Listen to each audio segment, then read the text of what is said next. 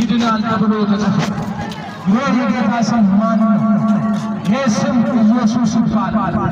ኢየሱስ ያድናል። ሐዋርያት የመሰከሩለት፣ አባቶች የተናገሩለት ስለ ኢየሱስ ነው። ኢየሱስ ክርስቶስ ብቻውን በዚህ ምድር ላይ ተገኝቶ ሥራ ሰርቶ ስለኛ የሚከፈለውን ዋጋ ከፍሎ አድኖናል። ሌላ መዳኛ መንገድ የለም። ሌላ ማምለጫ መንገድ የለም። ሌላ መትረፊያ መንገድ የለም። ለዛ ነው ኢየሱስ አስቀድሞ ወደዚህ ምድር መጣና እንዲህ ብሎ ተናገረ። እኔ ያለ እውነት ነኝ፣ እኔ ያለ ሕይወት ነኝ፣ እኔ ያለ መንገድ ነኝ አለ። በእኔ በቀር ወደ አባቴ የሚመጣ ማንም የለም አለ። አለቀ። መንገዱ አንድ ነው፣ እውነትም አንድ ነው፣ ሕይወትም አንድ ነው። እሱም ኢየሱስ ይባላል። ራሱ ኢየሱስ ክርስቶስ እንዲህ ብሎ ተናገረ። የሚያምንብኝ ቢሞት እንኳን በሕይወት ይኖራል እንጂ ሞትን ፈጽሞ አያይም አለ። ስለዚህ ወንድሞች ዛሬ የምስራች ልንላችሁ መጥተናል። ዛሬ የምስራች ልናወራችሁ መጥተናል።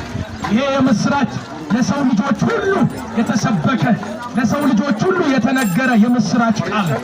ሰዎች ይህንን በማመን ነፃ እንዲወጡ፣ ኢየሱስን በማመን የዘላለም ሕይወት እንዲያገኙ። የዘላለም ሕይወት የሚገኘው በአንድ ነገር ብቻ በማመን። ብዙ በማመን አይገኝም።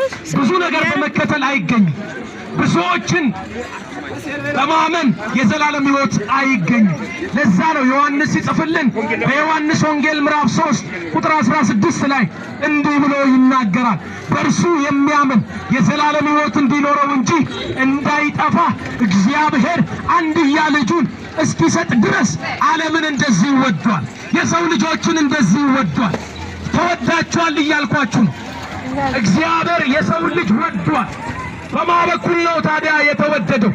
በልጁ በኢየሱስ ክርስቶስ በኩል።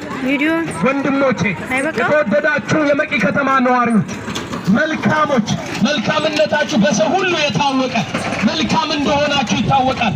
ነገር ግን ይህ መልካምነታችሁ ላይ ይህንን ጌታ እንድትጨምሩ፣ ይህንን ጌታ እንድትከተሉ በጌታ ፍቅር እንለምናችኋለን።